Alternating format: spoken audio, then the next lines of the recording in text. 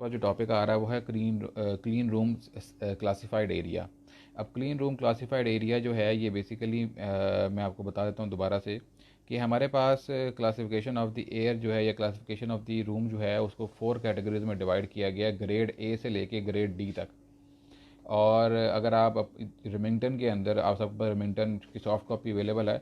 Remington के अंदर इस क्लीन रूम के अंदर एक अदद टेबल गिवन है। वो टेबल बहुत ज़्यादा इंपॉर्टेंट है, वो आप लोगों ने याद करना है। उस टेबल के अंदर आपके पास यूएसपी स्पेसिफिकेशंस भी हैं और उस टेबल में यूरोपियन क्लासिफिकेशन के स्पेसिफिकेशंस भी हैं। तो वो दोनों स्पेसिफिकेशंस जो हैं वो आप लोगों को फिंगर टिप्स के ऊपर होनी चाहिए। Specification for the environment of cereal manufacturing areas, USP specification compared with European classification and clean room design assigned by International Society of Pharmaceutical Engineering। तो ये 3 क्लासिफिकेशन है। पहली है यूएसपी क्लासिफिकेशन, सेकंड जो है वो है हमारे पास यूरोपियन क्लासिफिकेशन और थर्ड जो है वो है international society of pharmaceutical engineer. ये 3 हैं जिन जो क्लासिफिकेशन वहाँ पे आपको गिवन है। Numbers are based on maximum allowed number of airborne particle per square per cubic feet और maximum allowed number of airborne particle per metre cube. तो basically इसके अंदर आप हम लोग देखते क्या हैं, हम देखते हैं कि जी हमारे पास किसी भी एयर के अंदर एयरबॉर्न पार्टिकल्स कितने हो सकते हैं, कितने हैं। तो यूएसपी कहती है कि जी इन सब जो ग्रेड इनकी लिमिट्स हैं, इन सब स्पेसिफिकेशन की कुछ लिमिट्स हैं। यूएसपी इस लिमिट को एक्सप्लेन करती है number of maximum allowed number of particles airborne, maximum allowed number of airborne particles पर क्यूबिक फीट। ठीक है, तो ये पर क्यूबिक फीट ऑफ एयर में कितने नंबर ऑफ एयरबॉर्न पार्टिकल्स हैं उसकी मैक्सिमम लिमिट एक दी हुई है यूएसपी ने, वो वहाँ पे मेंशन है। आप वहाँ से उसको डिस्कस, आप वहाँ पे उसको पढ़ सकते हैं। वेयर एज जो हमारे पास जो यूरोपियन क्लासिफिकेशन है इसके अंदर क्या है कि जी maximum allowed number of airborne particles per metre cube. तो वो क्यूबिक फीट में था, ये क्यूबिक मीटर के अंदर है। अच्छा, फिर एक चीज़ और, जो एयरबॉर्न पार्टिकल का साइज यूएसपी बताता है वो बताता है 5 माइक्रोन मीटर का। Particles of 5 micron metre maximum number बताएगा आपको यूएसपी 5 माइक्रोन मीटर पार्टिकल का एक क्यूबिक फीट ऑफ एयर के अंदर।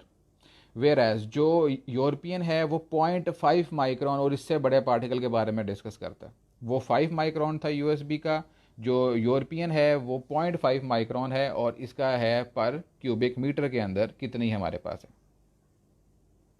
ठीक है, सॉरी मैं उल्टा बता गया हूँ। जो 0.5 माइक्रोन है वो यूएसपी के अंदर है और जो 5 माइक्रोन है वो यूरोपियन क्लासिफिकेशन के अंदर है। मैं फिर से रिपीट करता हूँ, पहले मैं उल्टा बता गया था। जो यूएसपी क्लासिफिकेशन है वो छोटा बताता है, 0.5 माइक्रोन मीटर पर क्यूबिक फीट कितने पार्टिकल्स अलाउड पार्टिकल्स हैं वो उसमें बताता है। वेयर एज जो यूरोपियन क्लासिफिकेशन है वो 5 माइक्रोन मीटर के पार्टिकल्स पर मीटर क्यूब के अंदर कितने हैं वो बताता है। माजरत मैं आपको उल्टा बता गया था। अच्छा जी, classification use in pharmaceutical practice ranges from class D, इसको क्लास 100 या ग्रेड डी भी कहते हैं। ठीक है, अब मैं आपको जो मैंने भी आपको बताया था कि हमारे पास बेसिकली 4 क्लासेस आती हैं। ठीक है, और 4 ही ग्रेड्स आते हैं। अगर आप ग्रेड्स डिस्कस करेंगे तो ग्रेड ए है, ग्रेड बी है, ग्रेड सी है और ग्रेड डी है। ठीक है, ये 4 ग्रेड्स हैं। इसी के साथ 4 क्लासेस भी आती हैं। Grade A is class 100, grade A is class 100, grade B is also class 100। ठीक है, grade C is class 10,000 and grade D is class 1 lakh. तो मैं फिर से रिपीट करता हूं, grade A, grade B, grade C and grade D. Grade A और class 100 ये एक चीज़ है, ग्रेड बी और क्लास 100 ये दूसरी चीज़ है, ये भी सेम है। ठीक है, ग्रेड सी यानी क्लास 10,000 ये तीसरी क्लासिफिकेशन है और ग्रेड डी और क्लास 1 लाख ये चौथी क्लासिफिकेशन है। तो ये 4 क्लासेस में हम इसको डिवाइड करते हैं। क्लास ए को अचीव करने के लिए हम हमेशा हैपा फिल्टर्स का इस्तेमाल करते हैं।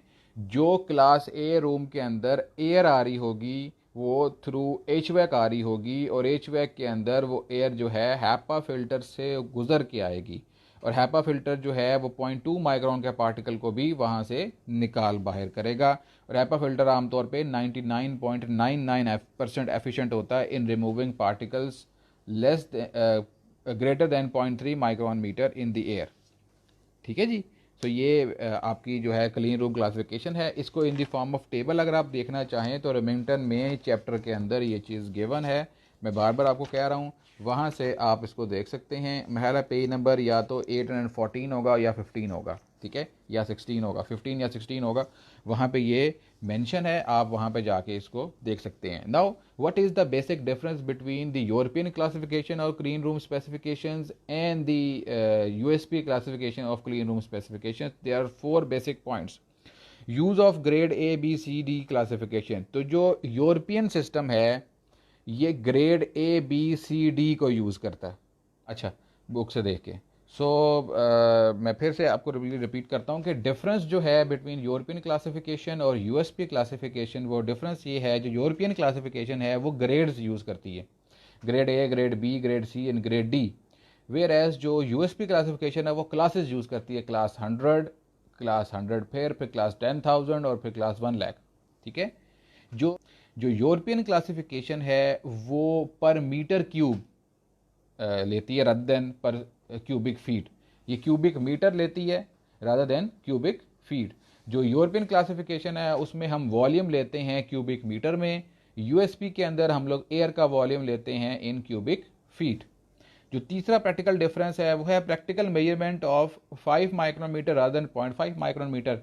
सो जो पार्टिकल्स यहाँ पे हम लोग मेजर करते हैं यूरोपियन क्लासिफिकेशन के अंदर वो 5 माइक्रोन मीटर के हैं, और पार्टिकल्स जो हम लोग यूएसपी के अंदर मेजर करते हैं वो 0.5 माइक्रोन मीटर के हैं। तो वो छोटे पार्टिकल को मेजर करता है as compare to the European classification. Different area cleaning dynamically and at rest. European classification जो है वो जब आपके रूम के अंदर काम नहीं हो रहा होता तो रूम में एयरबॉर्न पार्टिकल्स को अलग एक्सप्लेन करती है, और जब रूम के अंदर काम हो रहा होता है, मशीन चल रही होती है, पार्टिकल्स उड़ रहे होते हैं। जब भी कोई मशीन चलती है, कोई काम होता है तो पार्टिकल्स उड़ते हैं, हमें नज़र नहीं आता बिकॉज नेकेड आई से वो क्लियर नहीं होते, इतने छोटे होते हैं। तो जो जब वर्किंग हो रही होती है उसको अलग क्लासीफाई करती है, उसके लिए क्लासिफिकेशन अलग करती है, और एट रेस्ट के लिए क्लासिफिकेशन अलग करती है, जबकि यूएसपी के अंदर ऐसा नहीं है। तो ये तो बेसिक डिफरेंस था एयर रूम क्लासिफिकेशन के अंदर। ये थोड़ा सा ट्रिकी है तो मैं फिर से आपके लिए रिपीट करता हूँ। देखिए बेटा, हमारे पास 3 किस्म की क्लासिफिकेशंस हैं गिवन। जनरली हम लोग 2 को यूज़ करते हैं।